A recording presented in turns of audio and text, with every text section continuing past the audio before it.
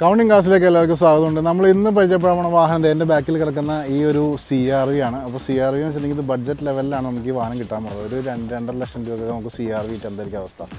4x4 ആണ്, അതുകൂടി എടുത്ത് പറയുന്നത്. 4x4 CR-V 2.5 ലക്ഷം രൂപ റേഞ്ചിലാണ് നിങ്ങൾക്ക് തരാൻ പോകുന്നത്. അപ്പോൾ എത്രയാണ് കറക്റ്റ് എക്സാക്ട് പ്രൈസ് കാര്യങ്ങളൊക്കെ ഞാൻ പറഞ്ഞേക്കാം.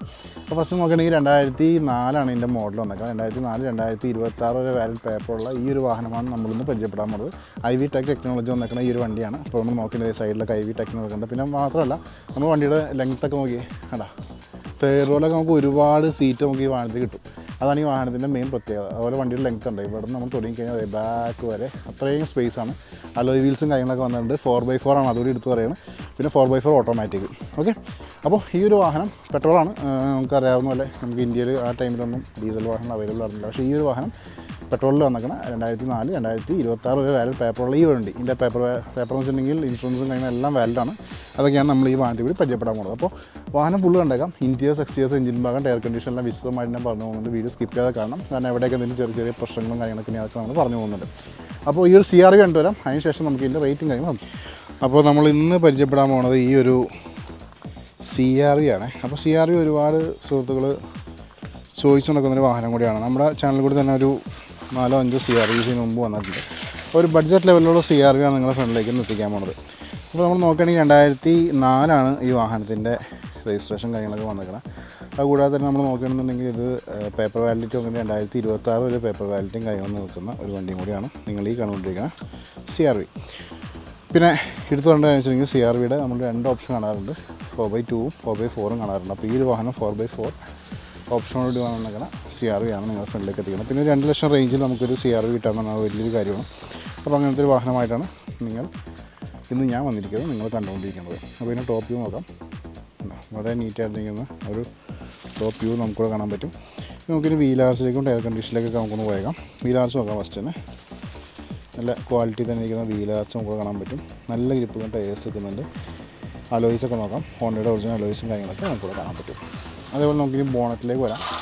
ബോണറ്റ് ആയാലും നല്ല ക്വാളിറ്റി തന്നെ ഇരിക്കുന്ന ഒരു ബോണറ്റ് നമുക്ക് കാണാൻ പറ്റും. ഒരു ഡെൻറ്റോ പാച്ചോ കാര്യങ്ങളോ നമുക്ക് ബോണറ്റിൽ നമുക്കിത് കിട്ടുന്നില്ല. അതേപോലെ തന്നെ നമുക്ക് വിൻഷീൽഡ് നോക്കാം. വിൻഷീൽഡും നല്ല ക്വാളിറ്റി തന്നെ ഇരിക്കുന്ന ഒരു വിൻഷീൽഡ് നമുക്കിവിടെ കാണാൻ പറ്റും. ഗില്ലിലേക്ക് വരാം. ഗില്ലായാലും ഇവിടെ നീറ്റായിട്ട് നീങ്ങുന്ന ഗില്ല് നമുക്ക് ഇവിടെ കാണാൻ പറ്റും. അതേപോലെ തന്നെ ലാമ്പ് കുറച്ച് യെല്ലോയിഷാണ്, നമുക്കിവിടെ പോളിഷൊക്കെ ചെയ്ത് മാറ്റാൻ പറ്റുമെന്നാണ് എൻ്റെ ഒരു കാഴ്ചപ്പാട്. അതുപോലെ ബമ്പേഴ്സ് ആയാലും നല്ല വൃത്തി തന്നെ ഇരിക്കുന്ന ഒരു ബമ്പേഴ്സ് നമുക്ക് ഇവിടെ കാണാം. ഇവിടെയും ലെഫ്റ്റ് സൈഡിലും നമുക്കിവിടെ ലാമ്പൊക്കെ നോക്കാം. ഇവിടുത്തെ വീലാസിലേക്ക് പോയേക്കാം. ഈ വീലാസായാലും നീറ്റായിട്ടിരിക്കുന്ന വീലാസ് നമുക്ക് കാണാൻ പറ്റും. അതേപോലെ തന്നെ ഗ്രിപ്പ് കുറച്ച് കുറവാണ്. അലോയ്സൊക്കെ നല്ല ക്വാളിറ്റി തന്നെ ഇരിക്കുന്നുണ്ട്. നമുക്ക് 2 ഡോറിലേക്കും പോകാം. 2 ഡോറായാലും നല്ല നീറ്റായിട്ടിരിക്കുന്ന ഡോർസ് നമുക്ക് കാണാൻ പറ്റും. ഒരു ഡെൻറ്റോ സ്ക്രാച്ചോ കാര്യങ്ങളൊന്നും നമുക്ക് ഡോർസ് കിട്ടുന്നില്ല. ഇവിടുത്തെ വീലാർസ് നോക്കാം. ഈ വീലാർസും നല്ല വൃത്തി തന്നെ ഇരിക്കുന്നുണ്ട്. നല്ല ഗ്രിപ്പ് ടയേഴ്സ് വെക്കുന്നുണ്ട്. അലോയ്സും നല്ല ക്വാളിറ്റി തന്നെ ഇരിക്കുന്നുണ്ട്. സൈഡ് പോർഷനിലേക്ക് പോകാം. സൈഡ് പോർഷൻ ആയാലും നീറ്റായിട്ടിരിക്കുന്ന സൈഡ് പോർഷൻ നമുക്ക് കാണാൻ പറ്റും. അതേപോലെ ബാക്കിലേക്ക് വരാം. ബാക്കിലേക്ക് വരുമ്പോൾ വിൻഷീൽഡൊക്കെ നല്ല ക്വാളിറ്റി തന്നെ ഇരിക്കുന്നു. റിയറിൽ നമുക്ക് വൈപ്പ് വരുന്നുണ്ട്. എയർ കണ്ടീഷൻ കുറച്ച് ഗ്രിപ്പ് കുറവാണ്. അതേപോലെ CR-Vയുടെ ബാഡ്ജും നമുക്കിവിടെ കാണാൻ പറ്റും. എന്തായാലും നമ്മൾ ബാക്കിലേക്ക് വന്ന് നമുക്ക് ഡോറിന് ഓപ്പൺ ചെയ്യാം.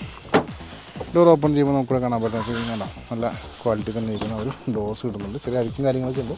അതൊന്ന് ജസ്റ്റ് ഒന്ന് ഇഗ്നോർ ചെയ്തേക്കാം. കാരണം നമ്മൾ ക്ലീനിങ് കാര്യങ്ങളൊന്നും ചെയ്തിട്ടില്ല, വേണ്ടിയാണത്. അതേപോലെ ഇവിടെ നിന്നുള്ള വാഹനത്തിൻ്റെ വ്യൂ നോക്കാം. ഇഷ്ടംപോലെ സ്പേസ് നമുക്ക് കിട്ടുന്നുണ്ട്.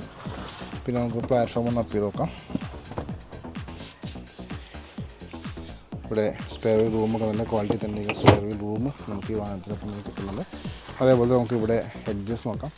എഡ്ജസ് ആയാലും നീറ്റായിട്ടിരിക്കുന്ന ഒരു എഡ്ജസ് നമുക്ക് ഇവിടെ കാണാൻ പറ്റും. ഓക്കെ, അപ്പോൾ ഇത്രയൊക്കെയായിരുന്നു വണ്ടിയുടെ തേർഡ് റോയിൽ നിന്ന് കാണിക്കാനുള്ളത്. പയ്യെ നമുക്ക് ഇനി ഇതിൻ്റെ സെക്കൻഡ് റോയിലേക്കും ഫസ്റ്റ് റോയിലേക്കും ഒന്ന് പോയേക്കാം. അതിൽ ഇൻറ്റീരിയേഴ്സിന് പരിചയപ്പെടാം. ഡോറിന് ഓപ്പൺ ചെയ്യണം. ഡോർ ഓപ്പൺ ചെയ്യുമ്പോൾ നമുക്കിവിടെ കാണാനുള്ളത് ഇവിടെ ഡോർ പാഡ്സൊക്കെ വളരെ നീറ്റായിട്ടിരിക്കുന്നു. പവർ വിൻഡോസും ORM കൺട്രോളും കാര്യങ്ങളൊക്കെ കിട്ടുന്നുണ്ട്. അതേപോലെ നമുക്കിനി ഇൻറ്റീരിയേഴ്സ് നോക്കാം. ഇൻറ്റീരിയേഴ്സ് നോക്കുമ്പോൾ സീറ്റ്സൊക്കെ കമ്പനി ഒറിജിനൽ സീറ്റ്സും കാര്യങ്ങളൊക്കെ തന്നെ വന്നിട്ടുണ്ട്. അതേപോലെ തന്നെ നമുക്കിവിടെ ഗിയർ നോബും അതേപോലെ തന്നെ പണ്ടത്തെ രീതിയിലുള്ള ആ ഒരു പാർക്ക് അസിസ്റ്റും കാര്യങ്ങളൊക്കെ നമുക്കിവിടെ കാണാൻ പറ്റുന്നുണ്ട്. ഇവിടെ പയനിയറിൻ്റെ മ്യൂസിക് സിസ്റ്റം കാര്യങ്ങളൊക്കെ കാണാൻ പറ്റും. ഇവിടെ സർവീസ് ഹിസ്റ്ററിയുള്ള ബുക്കും കാര്യങ്ങളൊക്കെ നിൽക്കുന്നുണ്ട്. അതേപോലെ എയർ ബാഗ് സപ്പോർട്ടും കാര്യങ്ങളൊക്കെ നമുക്ക് വാങ്ങിക്കൊപ്പം തന്നെ വരുന്നുണ്ട്. പാസഞ്ചർ സൈഡായാലും നല്ല നീറ്റായിട്ടിരിക്കുന്ന പാസഞ്ചർ സൈഡ് കാണാൻ പറ്റും. റൂഫ് നോക്കാം. റൂഫും നല്ല നീറ്റായിട്ടിരിക്കുന്നു. ചെറിയ പൊടിക്കഴുക്കും കാര്യങ്ങളൊക്കെ ഉണ്ട്, പക്ഷേ അതൊന്നൊരു കംപ്ലൈൻറ്റ് ആയിട്ട് നമുക്കൂടെ പറയാനില്ല. ഒരു വണ്ടി 4x4 ആണ്, അതുകൂടി ഞാൻ എടുത്ത് പറയുകയാണ്. ഓക്കെ, അപ്പോൾ ഇത്രയൊക്കെയാണ് വണ്ടിയുടെ ഫ്രണ്ട് പോർഷൻ നമുക്ക് കാണിക്കാനുള്ളത്. അപ്പോൾ നമുക്ക് ഇനി പാസഞ്ചർ സൈഡിലേക്ക് നോക്കാം.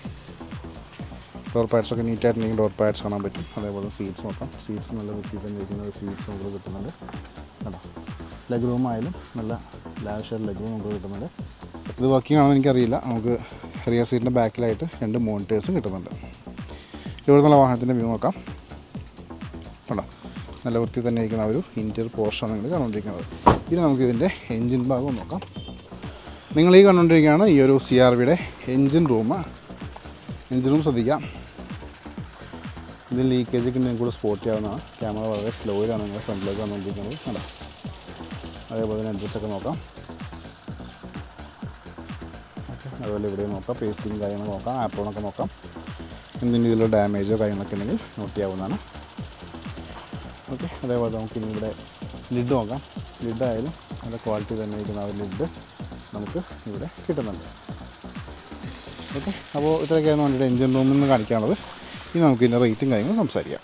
അപ്പോൾ നിങ്ങളെല്ലാവരും ഈ ഒരു CR-V കണ്ടു കഴിയുമ്പോൾ എന്ത് ലെങ്ത് നോക്കിയ വണ്ടി, നല്ല ലെങ്ത്തിൽ കിടക്കുന്ന വണ്ടിയാണ്. പിന്നെ ഇതിൻ്റെ ഹൈലൈറ്റ് ഞാൻ പറഞ്ഞ പോലെ തന്നെ വണ്ടി നല്ല പക്ക ഓട്ടോമാറ്റിക് വണ്ടിയാണ്. കാര്യമായിട്ടുള്ള പണിയോ കാര്യങ്ങളൊന്നുമില്ല.